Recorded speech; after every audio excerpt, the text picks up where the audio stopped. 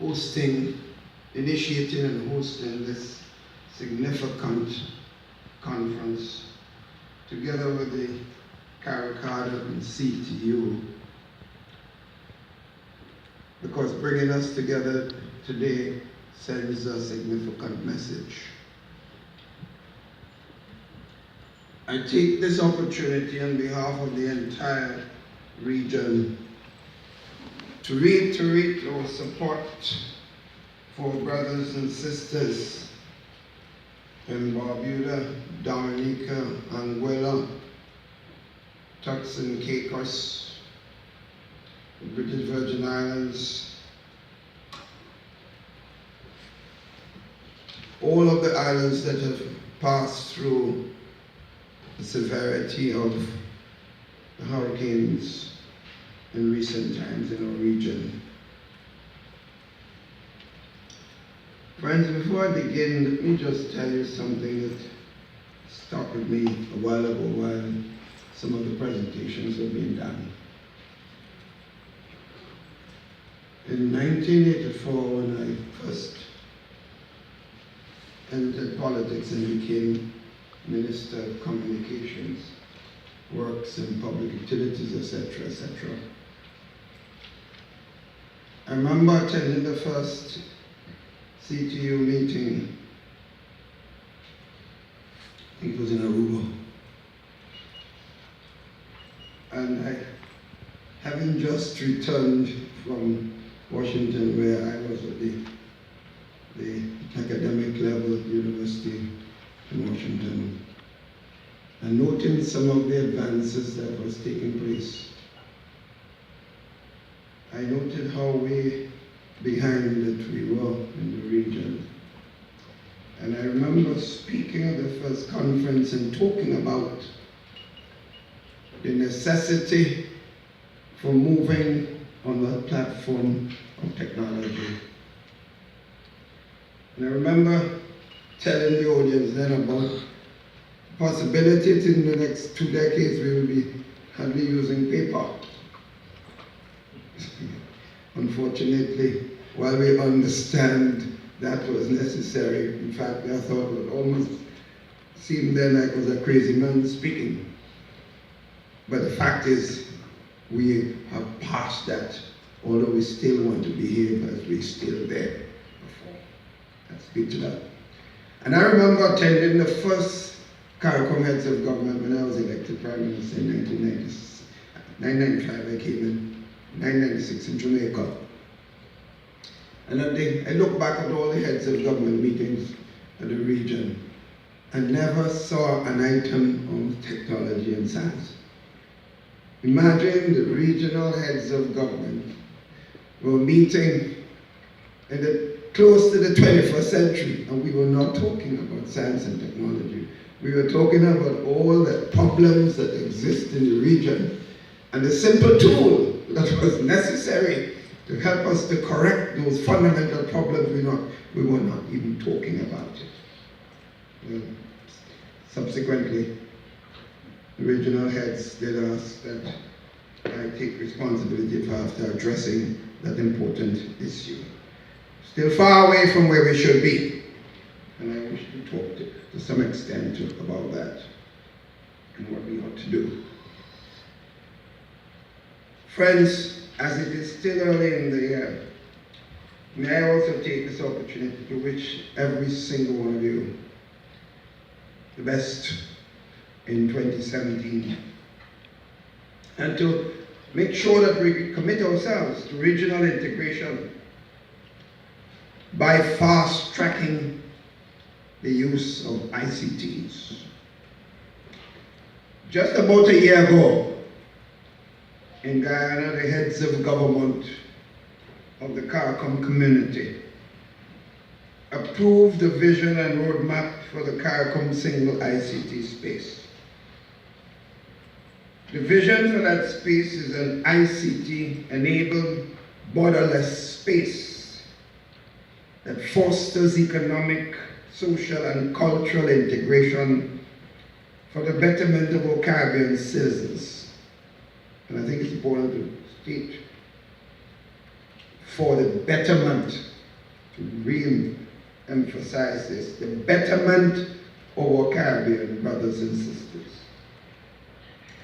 This roadmap very clearly identifies the crucial role that regional governments must play in the implementation of the CARICOM single ICT space. In other words, without our leadership, we will set our people continuing further backwards. Further, in July of last year, the heads of government in Grenada, the high-level work plan for the single ICT space was also approved at our heads of government meeting.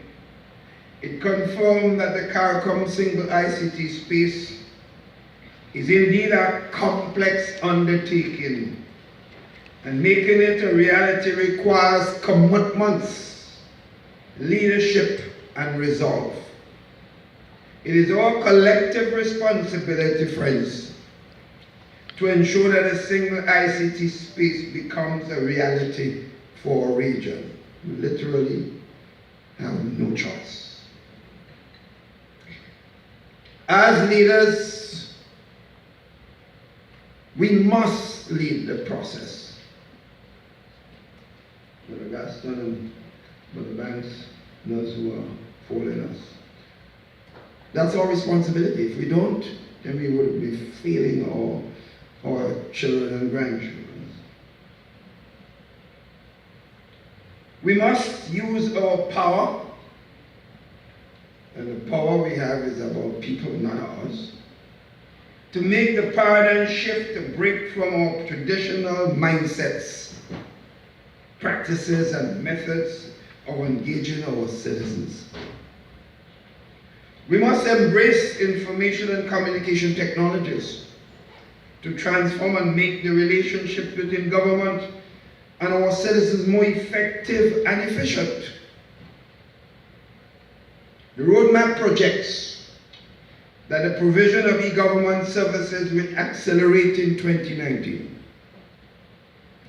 The 21st Century Government Initiative, conceived by CTU and supported by CARICOM, as enshrined in the regional e-government strategy, will accomplish this goal using this important ICT technologies. And it will do the following. It is going to enhance the delivery, the quality, adoption, and usage of government services. I think all leaders can claim to want otherwise. It's going to provide our citizens with quality government information and allow the active participation in public policy development and feedback processes. It's also going to help us realize organizational transformation, cost efficiencies, and seamless interaction within government. And lastly, among other things, to strengthen economic competitiveness and the ease of doing business, something which all of us would want to see. The question is, why are we not moving faster? The 21st century government will be citizens-centric and characterized by open, interactive, and efficient processes.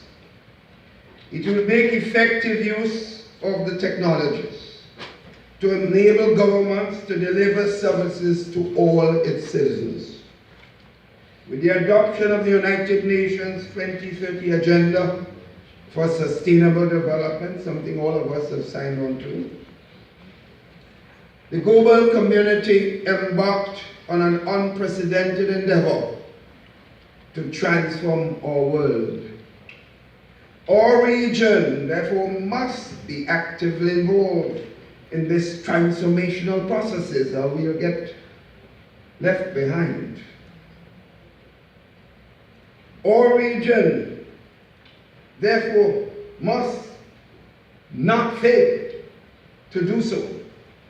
To fail to do so will jeopardize our chances of sharing in a new global information and data economy. The United Nations report on e-government in support of sustainable development states, and I quote, "The 2030 agenda is centered on a set of far-reaching and people-centered universal sustainable development goals called SDGs. Reaching these goals in all countries and creating peaceful, just and inclusive societies will be extremely difficult in the absence of effective, accountable, and inclusive institutions. Institutions need to be capable and equipped to adapt the agenda to the national situations." I continue quoting. "They need to be able to mobilize the society and the private sector in implementing the SDGs.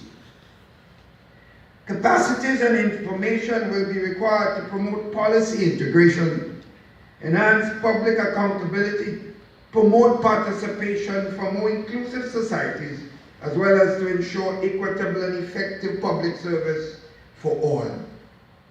Particularly, sisters and brothers, for the poorest and most vulnerable groups in our societies. ICT and e-government, therefore, are important tools to realize those objectives," unquote.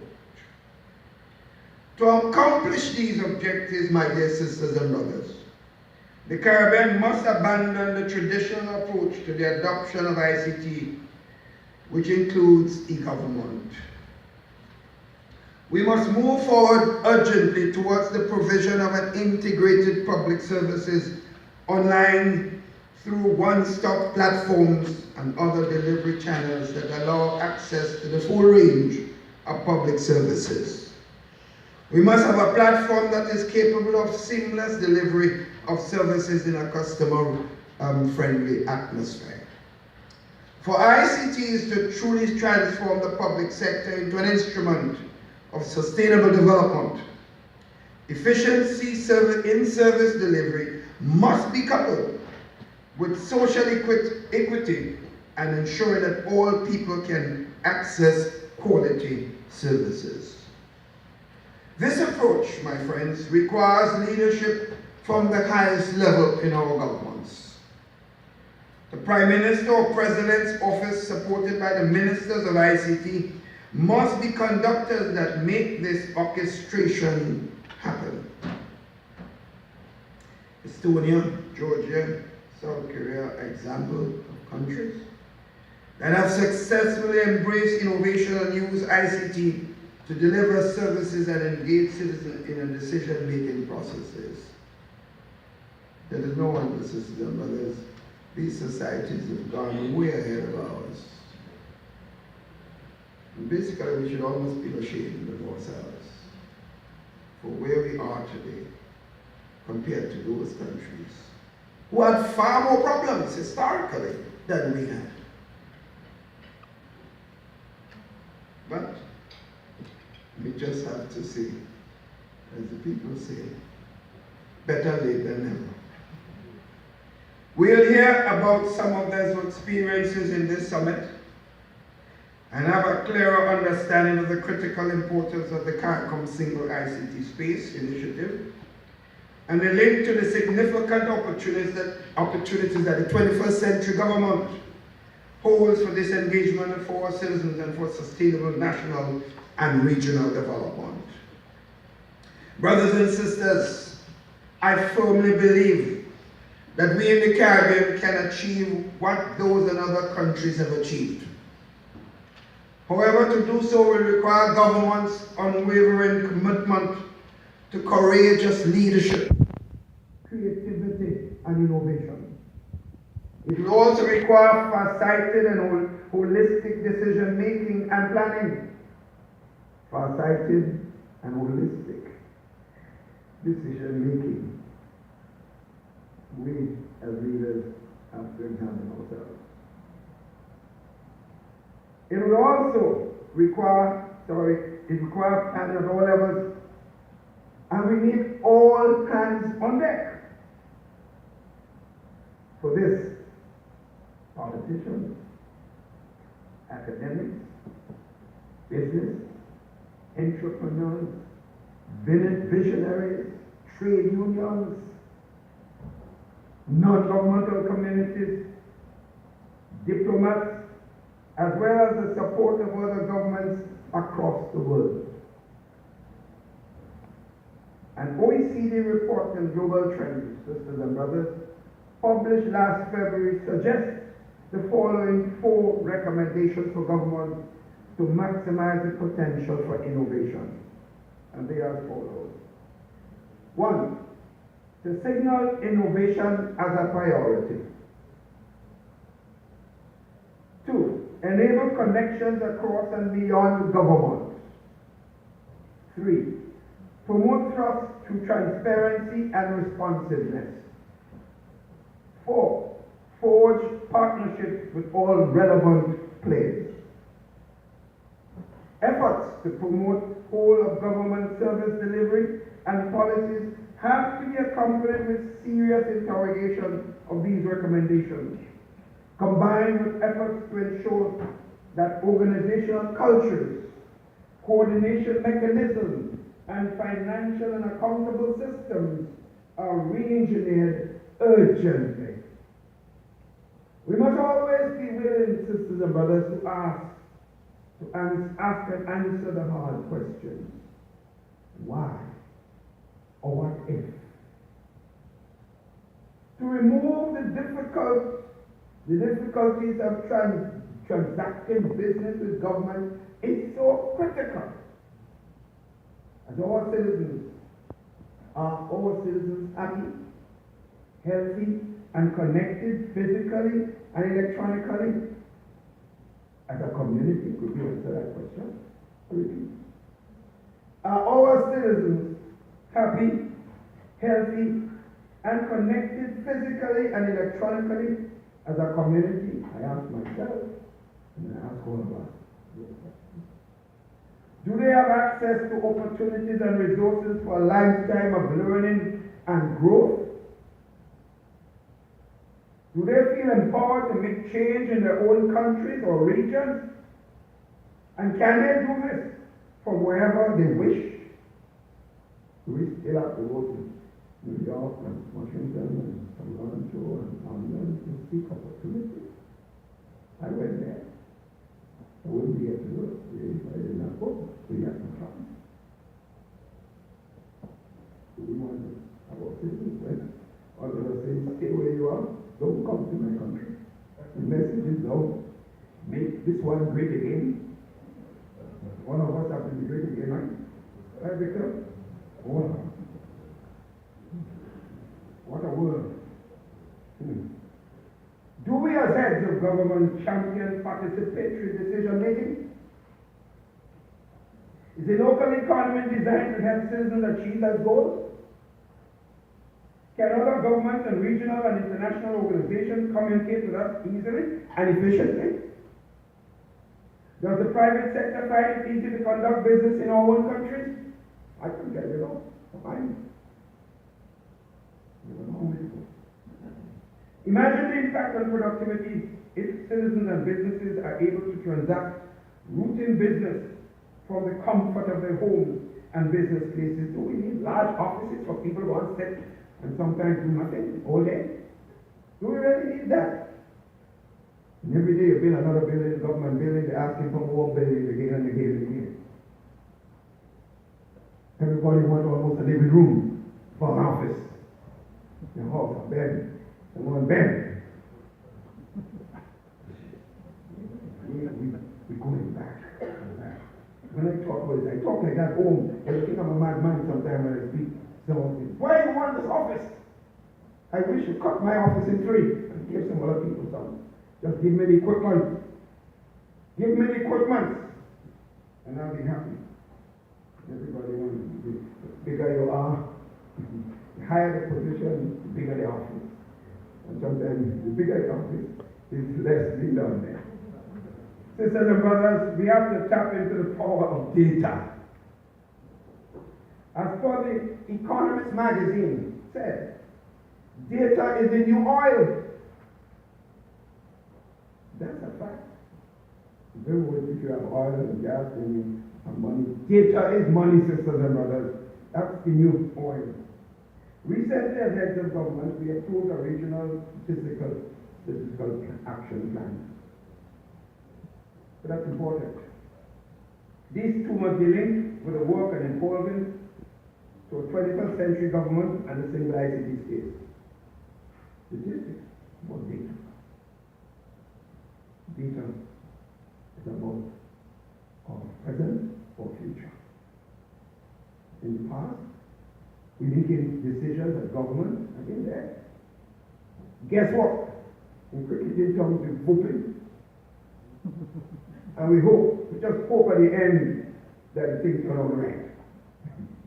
What if the data as the base for action is flawed? Only miracle you're looking for him.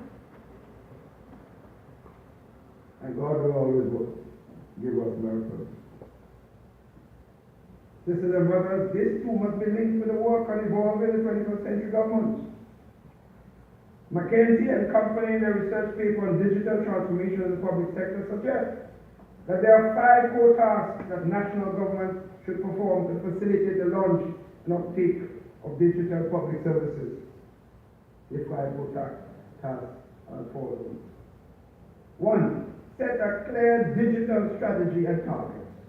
2. Provide common IT platforms, enable electronic identification, easy access to information, and seamless data exchange across public sector institutions. Define technical standards, facilitate change through legislation, incubate pilot projects, and build critical skills. But if you fear your power base will be eroded, you won't do those things.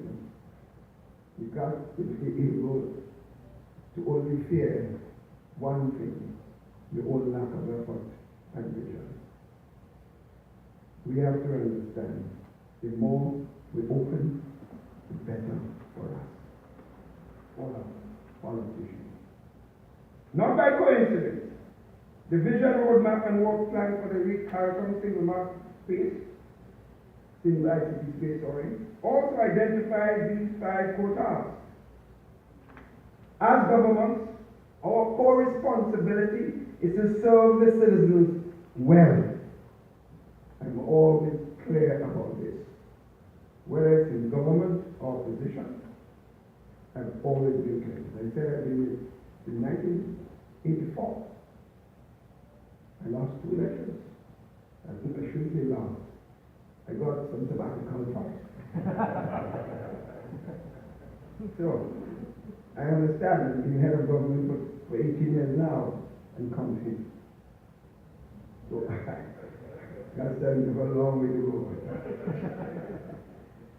My friends, to serving our citizens well, that responsibility includes creating opportunities for citizens to improve the quality of their lives and to ensure that our social and economic development is sustainable and forces governments to be innovative and provide the leadership to keep pace with the rest of the world.